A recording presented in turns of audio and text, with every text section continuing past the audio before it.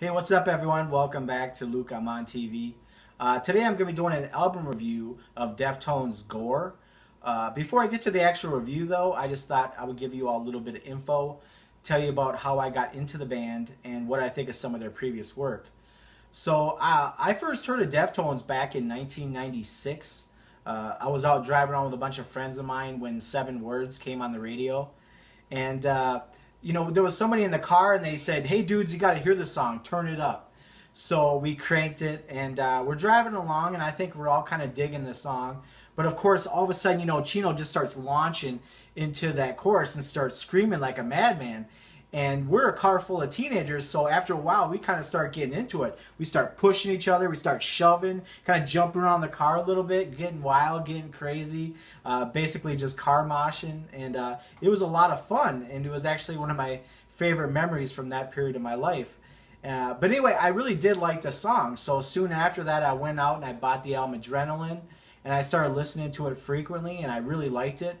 Although I gotta say, at first I kind of wrote them off as being kind of like a skater rock thrash band, and I wasn't a skater at that particular time, and I really wasn't listening to a whole lot of loud, aggressive, screaming rock music.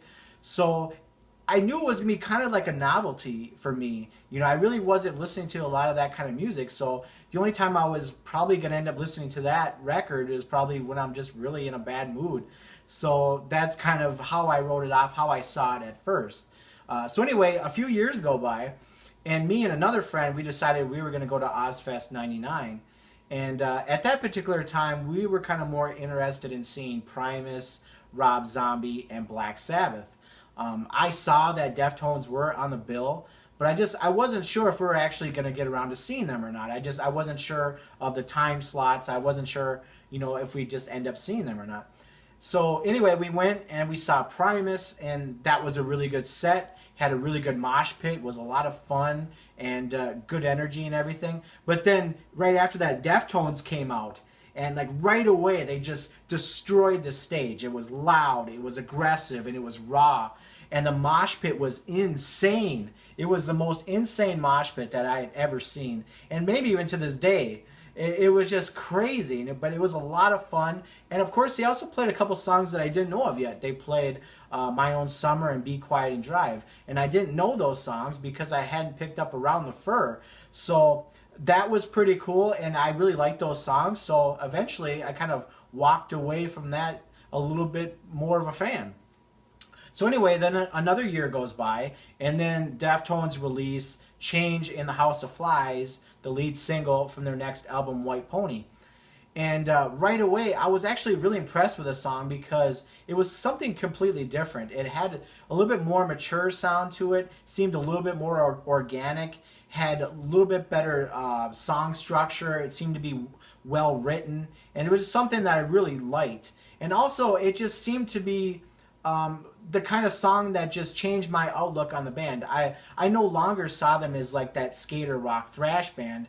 Now I was kind of starting to see them as more of like a hard alternative rock band, which actually worked perfect for me because I was listening to a lot of bands like Alice in Chains, Nirvana, Tool, and Nine Inch Nails. So it kind of fit more within that construct of other bands that I was listening to at that time. It just seemed to fit the mold, and it was something, because of that song, I was more apt to listen to their band and then listen to their record and then go back and then revisit some of their previous work.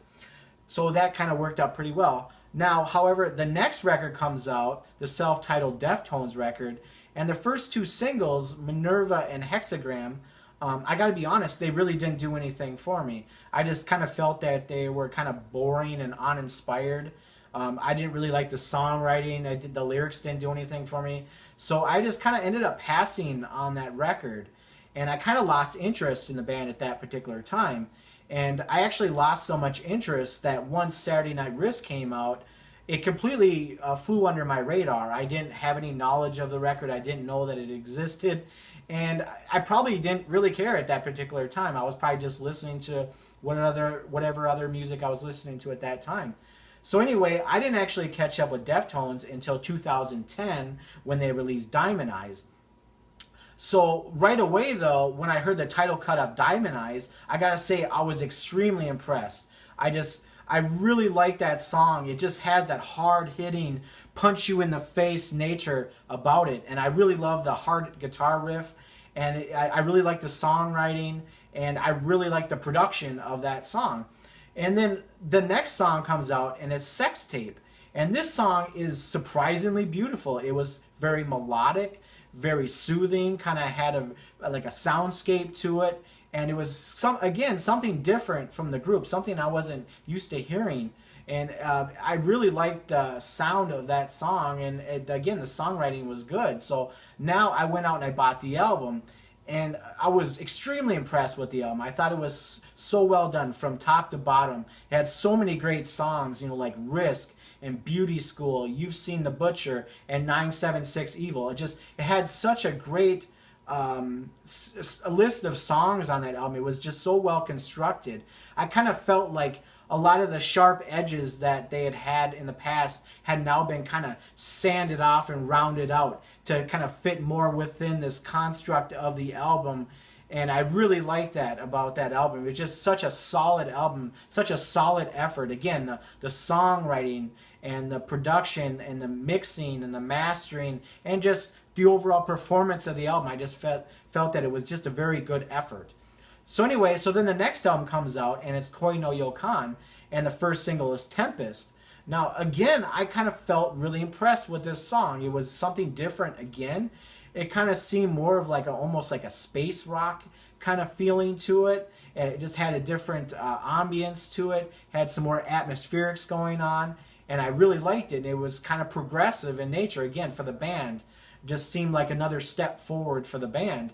And I really liked that song. So then I bought the album, and I really liked the rest of the album too. I like a lot of the songs on there. I like Rosemary, and Swerve City was actually pretty good. I didn't really like it at first, but once it grew on me, I really liked a lot of that song. And then of course Entombed is a really great song, and What Happened to You is another great song, and it's a great album closer.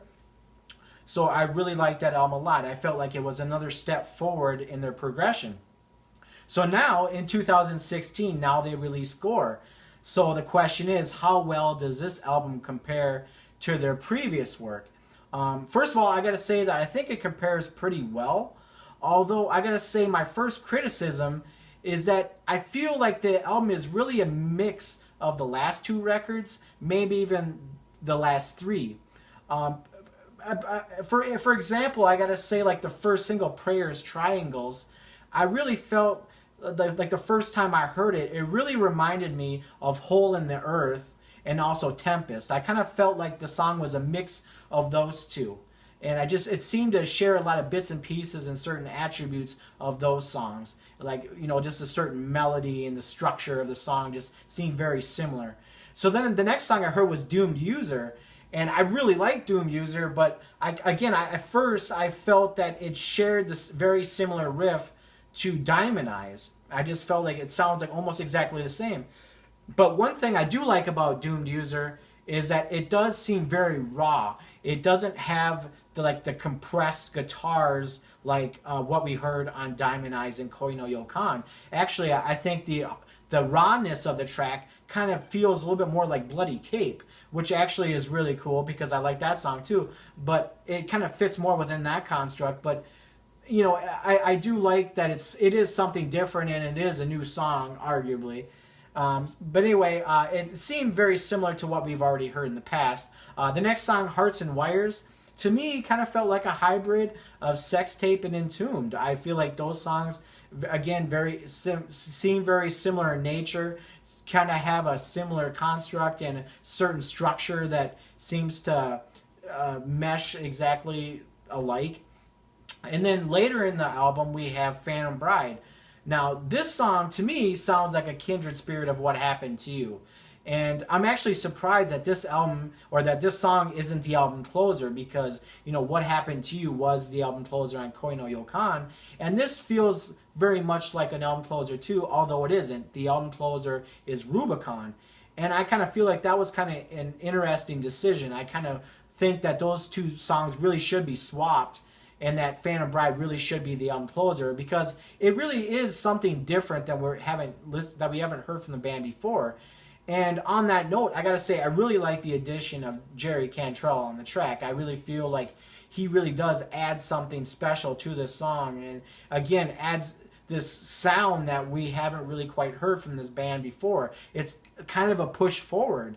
And to be honest, I kind of feel like that might be the only track on the album that really seems fresh and new and seems like a push forward.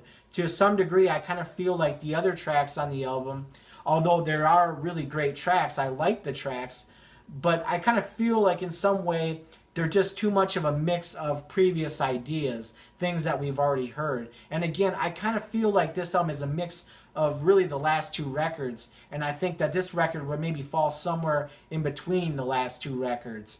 And so on that note, I would say that, you know, I really like this album a lot, and I like a lot of the songs, and it does have a really high replay ability, I think. The replay value is pretty high, but it really doesn't feel like another step forward for the band. Like it doesn't feel like a progression like the last 2 or 3 records felt like. They felt like they were progressing towards something, and that now it just kind of feels like it doesn't really feel like a step forward, but yet it doesn't feel like a step backwards either. Really, this record just kind of seems like they're just kind of standing still.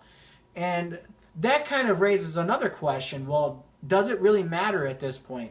Does every record they make really need to be a progression? Does it really need to do something to, you know, take the next step? I mean, is that really necessary? Do they really need to do that?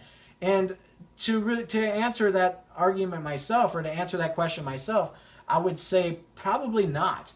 At the end of the day, all I really care most of the time about is just whether or not they're making good tunes still. You know, do they have the tunes? You know, the album is great. You know, if they make a great album, it's, you know, that's cool. But really, I'm more about the tunes myself. You know, are they still making great tunes that I want to listen to in the car or at home or when I'm out doing whatever?